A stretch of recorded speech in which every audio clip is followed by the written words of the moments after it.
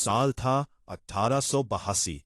थार की रेत में बसा कुलधारा कोई साधारण गांव नहीं था।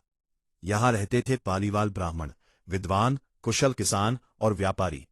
सदियों से उन्होंने इस बंजर भूमि को हरा भरा बनाया था। बारिश कम होती थी, लेकिन उनकी बुद्धि से बनाए गए तालाब और कुएं कभी नहीं सूखते थे। गांव में हवेलियां थीं, मंदिर थे और एक पुराना कुआं जो गांव की जान था। मुखिया का नाम था राम सिंह पालीवाल। उनकी सबसे छोटी बेटी पार्वती थी, 16 साल की, आंखें हिरणी जैसी और हंसी ऐसी कि रेगिस्तान में भी फूल खिल जाएं।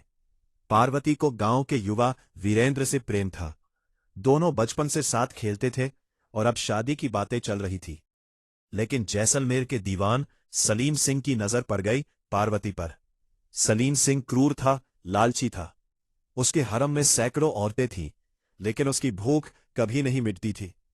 उसने मुखिया को संदेश भिजवाया, 7 दिन का समय है, पार्वती को मेरे महल भेजो, वरना कुलधारा की हर ईंट हिला दूंगा। कर वसूलने के बहाने तुम्हारा सब कुछ छीन लूंगा। पंचायत बुलाई, पूरी रात बहस हुई। कुछ बोले लड़ाई करे, लेकिन सलीम सिंह की फौज बड़ी थी।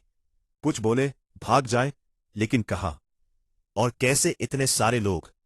आखिर में राम सिंह जी ने फैसला सुनाया, हम अपनी बेटी को उस हैवान के हाथ नहीं सौंपेंगे, लेकिन ना लड़ेंगे ना मरेंगे।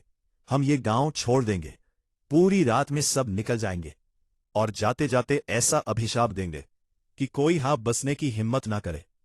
उस रात चांद पूरा था, गांव में कोई दिया नहीं जल रहा था। लोग चुपचाप सामान बांध रहे थे। पार्वती वीरेंद्र के पास आई। मैं तुम्हारे साथ कहीं भी चलूंगी, उसने कहा। वीरेंद्र ने उसका हाथ थामा, लेकिन पार्वती की आंखों में डर था, ना सलीम सिंह का, बल्कि अपने पिता के फैसले का। राम सिंह जी पुराने कुएं के पास गए। उनके साथ गांव के सभी बुजुर्ग थे। उन्होंने कुएं में झांका। पानी में चांद की परछाई दिख रही थी। राम सिंह जी ने हाथ जोड़े और ऊंची आवाज में कहा, हे कुल देवी, हे हमारे पूर्वजों, हम यह भूमि छोड़ रहे हैं, लेकिन यहां कोई और न बस पाए। जो भी आएगा उसे हमारी पीड़ा महसूस होगी। दिन में धूप जला देगी, रात में ठंड मार डालेगी। यहां की हवा में हमारी सिसकियां घुली रहेंगी।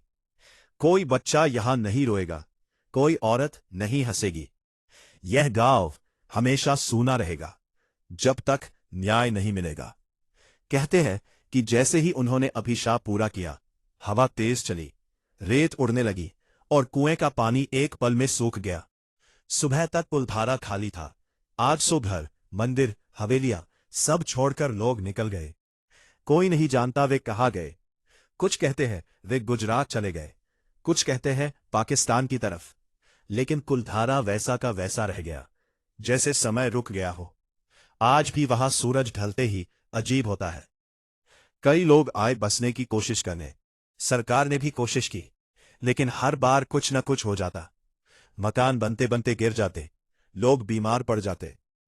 रात में आवाजें सुनाई देती, किसी बच्चे की हंसी, किसी औरत की चूड़ियों की छनक। एक बार 1990 में एक युवा जोड़ा आया रात गुजारने।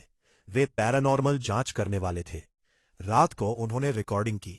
सुबह जब टेप सुना तो उसमें एक औरत की आवाज थी, मेरी बेटी को छोड़ दो, वह यहां नहीं है, चले जाओ। वह जोड़ा कभी वापस नहीं आया और वो पुराना कुआं आज भी सूखा है।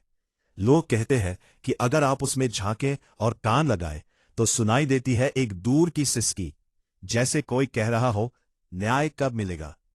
रात में वहां तारे बहुत करीब लगते हैं, लेकिन हवा में एक अजीब सन्नाटा होता है, जैसे कोई आपको देख रहा हो। कुलधारा कोई खंडहर नहीं, यह एक जख्म है, एक अभिशाप है जो आज भी पूछ रहा है, सम्मान की कीमत क्या होती है और अन्याय कब तक चलता है। शायद एक दिन कोई आएगा जो इस अभिशाप को तोड़ देगा, लेकिन तब तक कुलधारा चुपचाप इंतजार करता रहेगा। अपनी फुसफुसाहटों के साथ चले जाओ,